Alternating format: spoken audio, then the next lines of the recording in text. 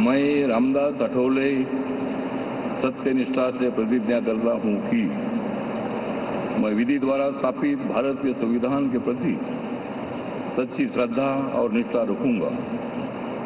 मैं भारत की प्रभुता और अखंडता अक्षुण्ण रखूंगा।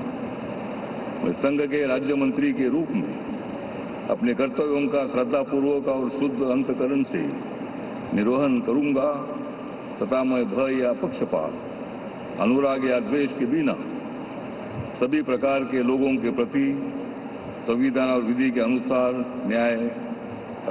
करूंगा।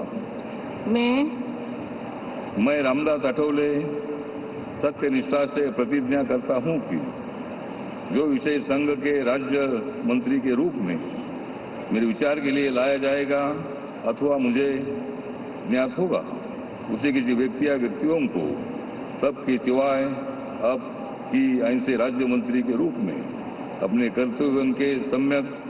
निर्वहन के लिए ऐसा करना अपेक्षित हो, मैं प्रत्यक्ष अथवा अप्रत्यक्ष रूप से संसूचित या प्रकट नहीं करूंगा।